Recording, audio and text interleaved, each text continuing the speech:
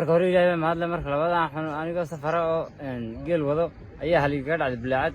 waxa ay soo gurmaday nimanka inamada dadamiska waxaan qaraacay lambarka 199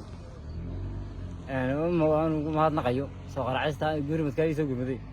iga soo saareen haashiyo dhameystirnool waa caafimaad.